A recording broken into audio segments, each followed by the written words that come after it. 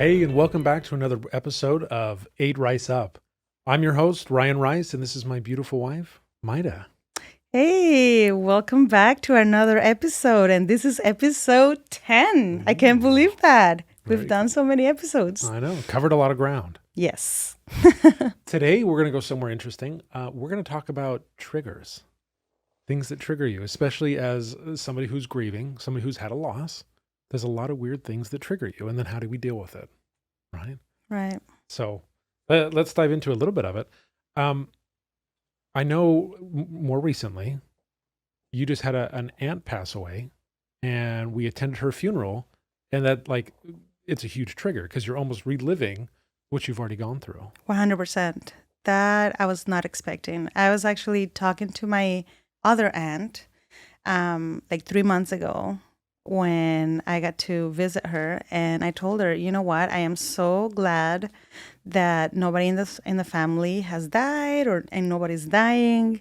I thought that the next person that was gonna die was my grandma, that's gonna turn 100 years old, and it all of a sudden, unexpectedly, my aunt that was in her 60s passes away, just like that. And for me, that hit me. I was not prepared for that. I was not prepared to go through all of that because it brought all the emotions back.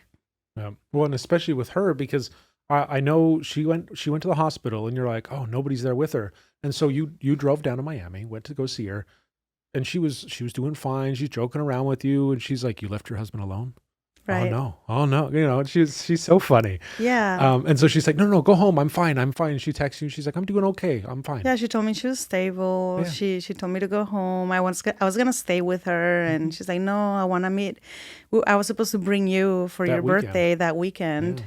to meet her, and it didn't happen. hmm So it was definitely triggering. At her funeral, I did not want to leave her sight. Yeah. No, I remember we were standing there, and they had her body out, and her whole family's there, and everybody's talking, and you were almost guarding her body. You were standing right there, like, what's going on? Like, and the thing was, you get very attached to people and things, and so, for you, like, that was her. You're like, I want to make sure we take care of her body. I want to make sure her hair is nice. She had her makeup, and it looked really nice. But when we were there, everybody was kind of talking to each other and consoling, right? Because their mom died, their grandma died, whatever. Um, and you were like, I'm going to sit here and take care of her, right? She's right here. Right. For That's me, that's it's where like I'm she at. was still alive. Right. I just wanted her to look good. I didn't want to let go. And everybody would like come and talk and like to her, and kind of touch her hair, and I'm like, they're messing it up, Yeah. and you told me she's resting, like, hmm it's not like it doesn't matter, but it doesn't really matter anymore. Like, it's okay, you can relax, and I couldn't because it brought back so many memories, so many emotions from my husband dying. Yeah. So for me, it was very triggering. I would cry, and then stop crying, and then I would cry again, and then stop crying. And for me, it was really hard to just leave the funeral home hmm and know that she was going to be cremated. I can't process that. Yeah. Yeah. Well, and I know today we did a post on Instagram. Do you remember that quote that was from Orson Scott Card? Yeah. Do, Yeah. It was something like, there's always going to be grief, mhm. and it measures up to how much you love the person, Right. right? Yeah. It was life is full of grief in direct proportion to how much you love someone or how much you open yourself to love others. Right. And I know we commented on that and said, you know what?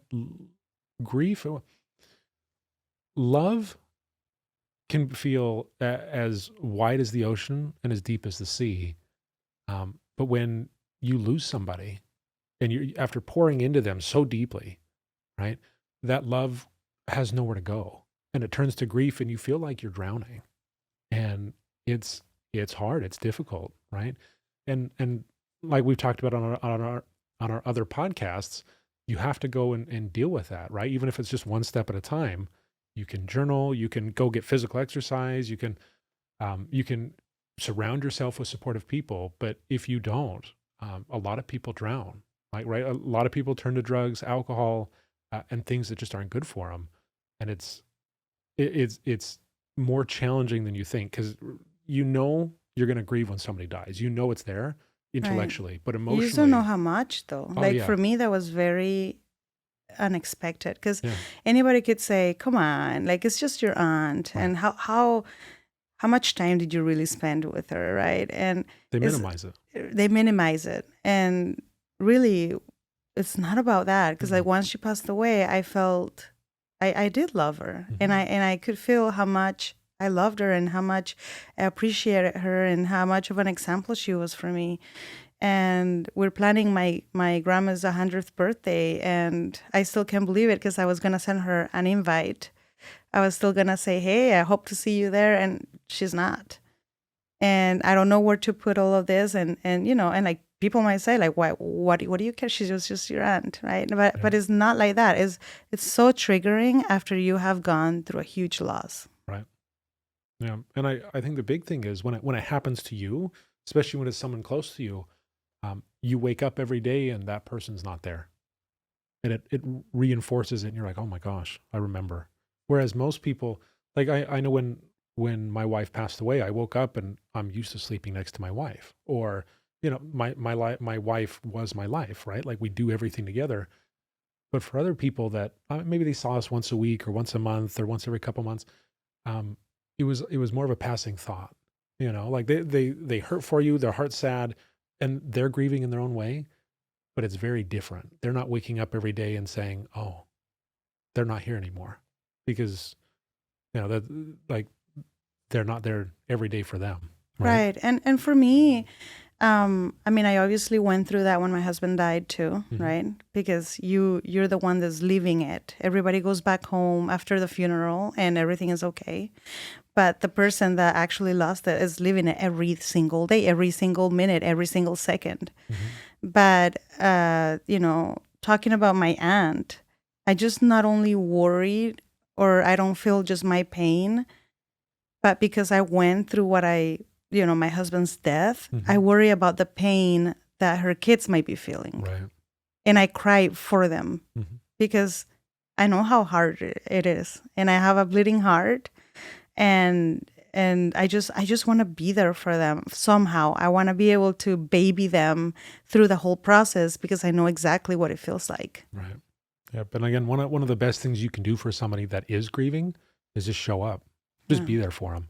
Right. Doesn't matter what you say, and obviously, you're going to say the wrong thing. You're going to say something that triggers them. They're going to get mad. Anger is just part of the process, right? And so when somebody's angry, just remember it may not be directed at you, and even if it is, they're just mad. That's just part of the process. That's okay. The important part is you're there, and that's what I thought was beautiful about what you did was you were there for your aunt. You were, before she passed, and then when she did pass away, you were there at the funeral. I mean, you just showed up, and that's I think 90% of life is just showing up. Yeah. And something else that I was thinking too is that when I was doing the invitation for my grandma's birthday, I was thinking in my head, if somebody would have sent me a birthday invitation, I probably wouldn't have gone. Hmm. I would have been like, I'm grieving right now. And so I told them, hey, it makes sense if you don't want to come because it totally makes sense right now. You're grieving. And the last thing that you want to do is party Right. or celebrate somebody else's life. Yeah. And it's weird because everybody's in a different spot. Because yeah, sometimes you're just like, I don't want to do anything. Right. But and other times, and it makes no sense. Other times you're like, no, I want to go out. I want to go have fun. I want to, Yeah. I know I'm grieving, but I'm still human. I want to go have fun It still. totally depends on how the person is gonna, Right. you know, is gonna grieve, right? Right. But I was very careful when I sent that text because I didn't want him to get offended. Right. Like we're making this big party, like life is going on or moving on, moving forward Hmm. without your mom. Like it's hard. I mean, how do Yeah. you do that? Right. No, exactly. So awesome. Another thing that was really triggering, and I know we talked about, um, in your dating life, right? You meet somebody, you make a connection, and then when you have that breakup, it's another loss, Oh, yeah. right? You want to talk about that? I don't, but I will, Oh, okay. since you're asking. Oh, I'm asking. Yeah, so I remember when I started dating, Uh-huh. I did meet this guy that was more like my companion, right? Mhm. And there came a time to where he was moving back or out of the state. He had just moved to Utah and he was moving back to California. And he told me, right, like I'm not gonna be here anymore. And for me, that was like another loss. Like, and it was not just a loss of him, but it felt like my husband died all over again. Mhm. And I felt all the emotions again. So I do not recommend anybody, like, if you lose your husband and you start dating, because I think I started dating 7 months later after my husband died. I felt like I was ready, but definitely not ready for a relationship. And I don't want to call it like a serious relationship, but he was somebody that I used to go to the movie theater with, and he was somebody that got along with my son very well, and so he was there, like he was there, right? Mhm. And for me, that felt like he was abandoning me, and I didn't have that, that person that I could trust or go out with and go have fun with, or somebody that I could just talk to. Um, and yeah, do not, if you're not ready for that, and luckily it was not a serious relationship or anything like that. But if I could only imagine if it would have been a serious relationship. I mean, heartbreak. It's heartbreaking, right? Yeah. Any relationship, when you go through it and you break up, it's heartbreaking. Mhm. It's a loss. It's something you grieve. Yeah.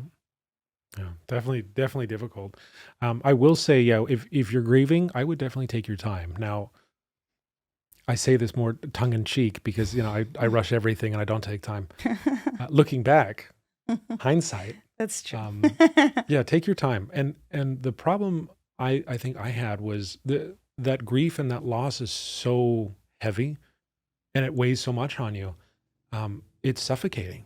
Like sometimes you feel like you're suffocating in your own skin, and it's almost too much, right? And so when you find somebody, you find a companion, somebody you can talk to, it's liberating because you're like, I can finally breathe, right? Like when you and I went out, um, it was nice to find somebody who skipped all the BS and you could relate to me because you were a widow, I was a widower, and we were kind of in the same place in life.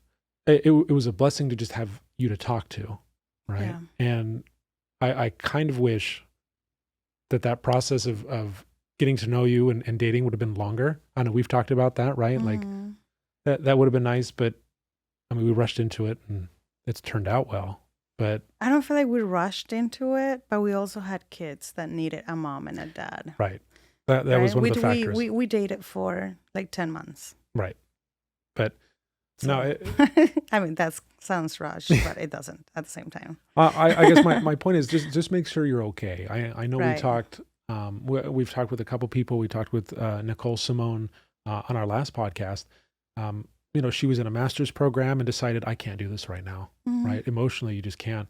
I think it's just important to recognize where you are emotionally Yes. and just take an honest self assessment and say I can do this, I can't do that, I can date, I can't, and just be honest with yourself. Right. Right. Because Right. if you're not ready, don't jump into something that could cause more damage than it would help. Exactly. No, and I've known people that because of the loneliness that Hmm. grief brings, especially when they lose a spouse, they lower their standards. Right.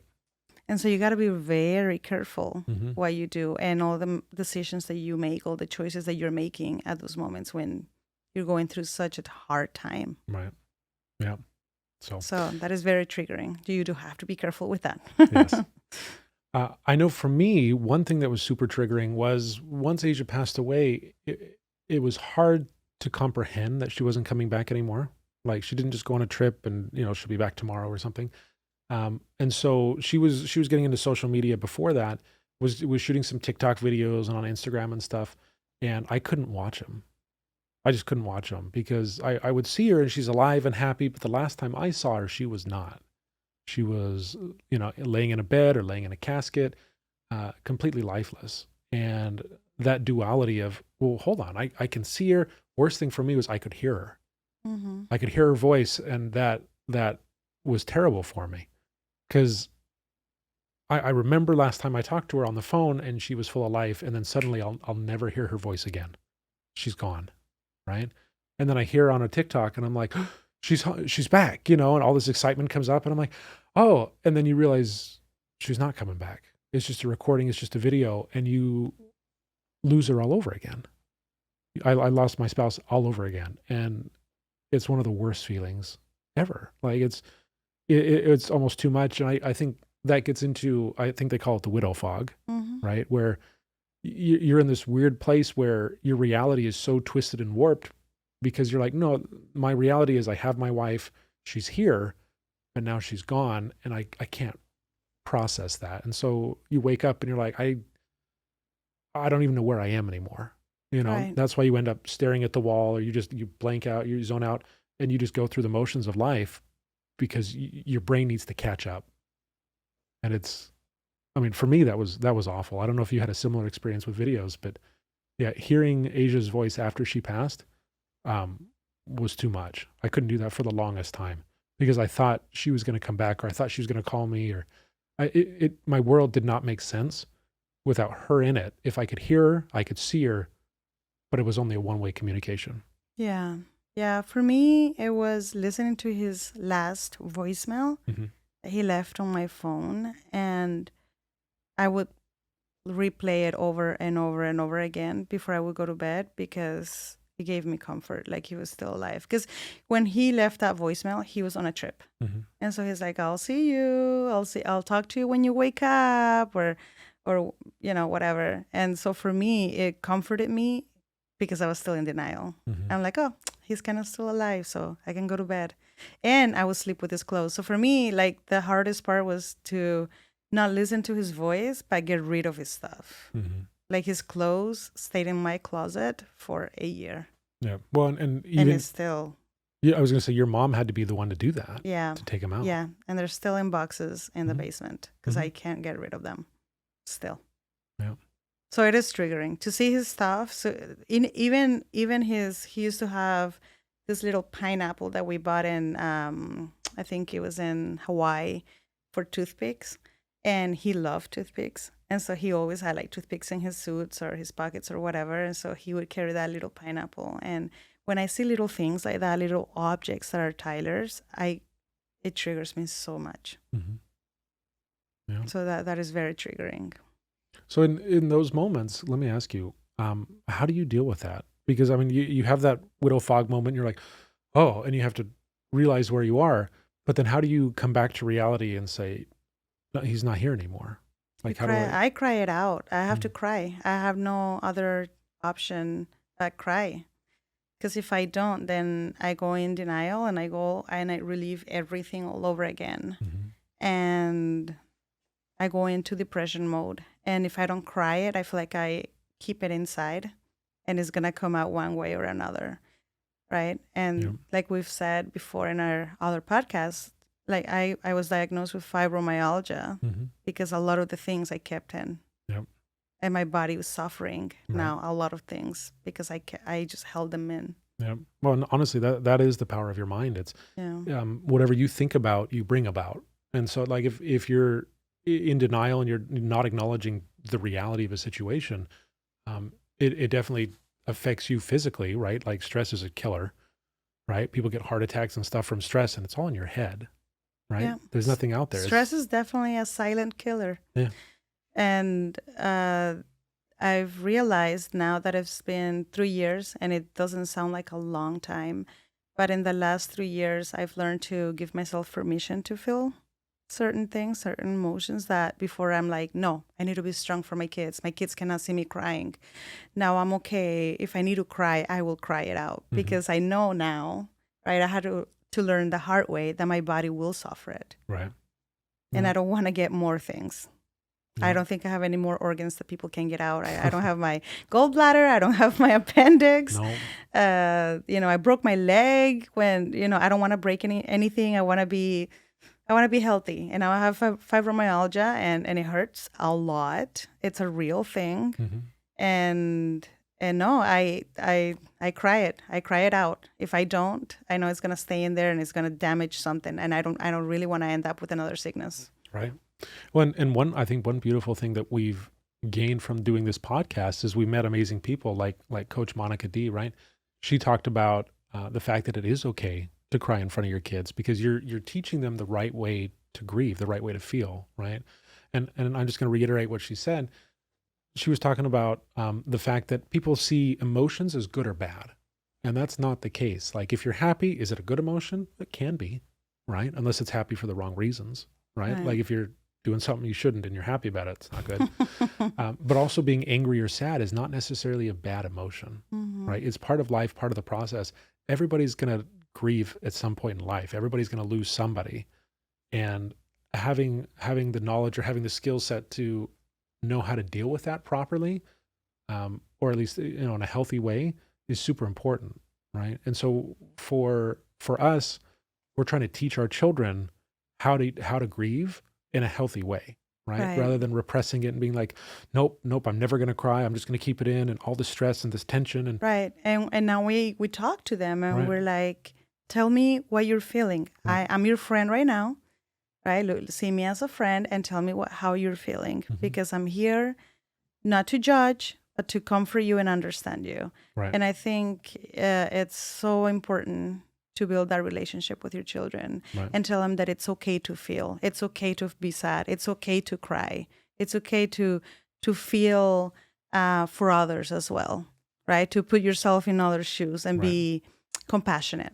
right. And one thing I know, at least I struggle with, um, just in my parenting, is when the kids have emotions, it's okay to let them have emotions, right? Like it's easy to be like, oh yeah, when they're happy, great. But when they're sad or angry, try to stop them from doing that. Like I'm angry, right? Like when they go and start hitting things or throwing toys, that's not okay. But the Right. emotion they're having is fine. If they want to be angry and frustrated, that's okay. You're okay to feel that way. And I'm trying not to shame the kids or anything by not letting them feel their emotions because their emotions are valid. The way they feel is valid. It's just, well, how do we deal with that? How do we cope with that? Yeah. Right. Yeah. And that is something that is really hard. Um, but we're learning as we go, Right. right? That Right. our children are very little, and we're learning as we go because Mhm. we are a blended family, a blended grieving family. Ooh. That makes it intense, Yeah. but it's definitely triggering. I think another thing that triggers me are cemeteries. Hmm. Cemeteries, especially because I can't really visit my husband anymore, Right. right? Because we moved. And every time I see a cemetery, I wish that I could go. I used to go, I told you, right? I Hmm. used to go 3 times a day. Hmm. I used to go in the morning, in the afternoon, and then at night before I would go to bed. Because for me, if I didn't do that, it was wrong. I could not Right. go to bed because I'm like, I didn't say goodnight to Tyler. Hmm. Yeah. So cemeteries for me are very triggering, Yeah. very triggering. Well, and I will share one thing. I know you used to take some of your support systems, some of the women that were supporting you Yes. during your grieving process. You're like, oh, I'm going to go to the cemetery. And they're like, at midnight? No, you're not. And you're like, yeah, It yeah, was it's okay. pretty And you're like, no. late. Yep. And you would freak them out because they're like, I don't want to be in a cemetery at night. I mean, they want to be there for you, but they don't want to be Yeah, there. that's the worst thing is that it was not a normal time. It Yeah. was usually like 10 or 11 Yeah. ish. And they're like, why would you go to the cemetery this late? And it's because I had insomnia Right. from that is one of the things that you go when you're grieving, right? You Hmm. get insomnia or some other things. Um, and I didn't want to go alone. And so I did creep him out, be like, do you want to go to the cemetery with me? What are you doing at the cemetery at this time? Yep. I'm like, I just want to go see Tyler see his headstone, I guess, one more time before I go to bed. But it's something that brought me comfort. But Yep. it's very triggering for me to just drive by a cemetery. Yep. Yep. Which is ironic because when we got married, we got married That was horrible. at next to a cemetery. And we're like, oh, And yeah, that was very bad. That was very bad. I think we'll have to do a whole podcast about that. But I yeah. wish we would have gone and see the venue first, It and not was really just. pretty. It looked Yeah. very pretty online, but then when we got there, there was a cemetery right next to it, Yeah. and what was it, a funeral home? Yeah. And a funeral was happening at the same During our time that wedding. our wedding was happening. Yep. And they're like, guys, you got to keep it down. And we're And like, so when the DJ said something like, "We gotta be quiet for those that have passed away," I thought he was talking about our spouses, oh, but he was talking about the the funeral. funeral. I'm like, oh my gosh. But that's a whole nother topic. Yeah. But No, yeah. that's funny. Um, oh, one thing I was going to mention, because we bring up insomnia. Yeah. When you are grieving at that level, you have insomnia like crazy. Right. And it like, when you're awake, you're a zombie Yeah. and you're not really functioning. But when you try to sleep, your body won't do that either. Like it's weird. It doesn't pick and choose what it'll do. It just says, I'm not doing anything. Right. So I'm Yeah. like, I'm glad we breathe just automatically. Otherwise that would stop too. But, um, I know I had insomnia for a little bit, and what I did was I was extremely logical, and so I called one of my friends. I said, "I can't sleep." And he's like, "Yeah." And it was on Thanksgiving because it was the day after Asia passed away, and he was out with family doing stuff, but he took the time to chat with me, and we walked through just logically the process, and we're like, "No, this is where you're at, Ryan. This is how it's happening." And I'm like, "Okay." And just because my mind was so overwhelmed with what happened. I was just like, I can't process it. And he walked me through step by step and he's like, okay, this is where you're at. This is the plan. Like, this is what we signed up for. And I said, okay, that's okay. And for me, after that conversation, it was a long conversation and I feel bad because he was with his family and I can hear his kids in the background. They're like, I'm tired. And I'm like, sorry. But, yeah, he spent the time with me. After that conversation, it gave me peace. Like my soul was at peace. Yeah. And I was like, okay, I'm not happy, but I'm not as upset anymore. And so after that, I could sleep. But then it was a matter of I don't want to wake up anymore. Like I could sleep, but then when I woke up, I'm like, "Oh, Yeah. again." Yeah, that was triggering for me too. If I would wake up in the middle of the night, like I had insomnia really bad. So finally when I closed my eyes, Hmm. more, and I woke up in the middle of the night, I couldn't go to bed. And mornings were really hard for me, just Hmm. waking up and realizing what life was about, Yeah. you know, how it had changed and be like, oh, it was not a nightmare. Hmm. It's actually reality. He's not here. Yep. Well, and that's another thing, right? The dreams you have. Ah, yeah. So you start having these really vivid dreams. Like I would have conversations with Asia, and we were looking at maybe getting pregnant again. And she's like, "Hey, Ryan, I'm pregnant." I was like, "Oh, cool." And then I wake up and I'm like, "Oh, she's not pregnant, but we can fix that, right?" No, I can't. She's not here. And I was like, "Oh." And then it hits you, and you're like, "I don't know if I want to exist in this reality. This isn't the one I signed up for. That's ugh, Yeah. Yeah. you know." And then you start I made bad choices, right? I decided I hate my life, and I've corrected that since. But yeah, this is when things trigger you, you just got to be real careful about what choices you make, especially about yourself, because they come with you. And if you don't correct those, that's when you get the aches and pains and fibromyalgia, and you're like, oh, it's Yeah. going to come back. Yeah. Something else I remember now is when we went to Disney for the first time, Yes. because that was such a big thing in our family. It was going to Disney at least once a month, you know. We would fly out to Disneyland. Hmm. And when I went to Disneyland for the first time, it was so hard. It was so hard for me. Yeah. So those are like anything that he liked to do, anything that he liked to eat, for me it was so triggering. And it felt so incomplete. It felt like I was losing him all over again. Hmm. Yeah. But yeah, with that, the important part is just taking baby steps, getting through the emotions. Don't let life stop. I know it feels like it stopped, but don't let it stop. You just got to take baby steps and move forward, right? And then, yeah, if you don't like how you feel, change your motion. Don't sit there, don't lay there, don't curl up, right? Change what you're doing, physically doing, because motion creates emotion, right? Right. Like if you gotta sit and feel sad for a bit, that's okay. Feel sad for a bit, but eventually you got to get up and be like, all right, I'm done with this. I got to get up. I got to move, right? And I mean, you're the only one that can decide how long is too long or how short is too short, right? It's different for everybody. I know we did a Q&A on our podcast or on our Instagram a little while ago, and the main questions or main things people wanted to know about was timing. Hmm. Because everybody said, "Oh, it's been a year since my husband passed or my spouse passed or whoever." Um, Everybody expects me to be done with this. They expect me to be done grieving, and it's only been a year. I know a year can be a long time or a short time, but yeah, putting a timeline on it is crazy because you've never done this before. You don't know how long it's going to take to get through those emotions. And really, you don't graduate from grieving. No, you don't. Grieving is something that you are gonna learn to live with, Right. for the entire rest of your life. Yep. It's just a matter of how you cope with it. Right. Like, I know we just talked to Nicole about it, but we had kind of the same experience where when we got married, right? Your husband wasn't there, and we're like, this is weird. Like going through another wedding, but without the person that you love the most. And you're like, this is awkward. This is odd. But at the same time, it was a sweet moment because I remember I was standing there and you were walking down the aisle to me, and that has been the happiest moment of my life, just watching you come down.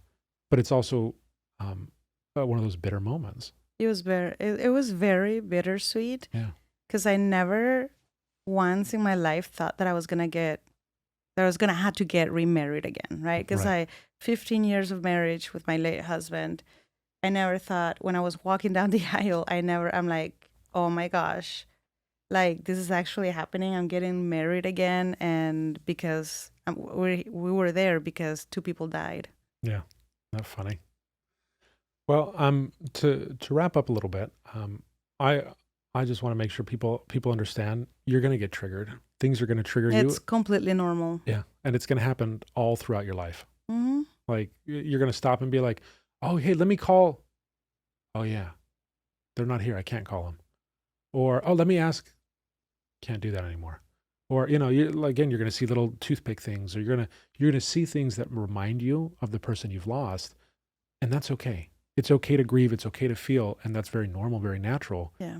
It's just a matter of how you cope with it. When you're new to it, it's Mhm. gonna be really hard. Right. After time, I'm not gonna say you're not gonna get triggered, but you're gonna manage it better. Right. Yeah. It still will hurt, but maybe not as much. Right. And the key is to allow that grief not to control you, not to consume you, but to use it to build better. Right. Like we're definitely better people because of what we've gone through. Right. Right. And I mean, so many people have gone through some horrific things, and they use that as a pinnacle moment in their life to say, I'm going to use this pain to be one of the best things that happen to me. Right. I'm going to come back stronger, and I'm going to help other people that are in the same situation. Right. That's why you become a grief coach or a life coach, or you speak on stages, or that's why we're doing our podcast.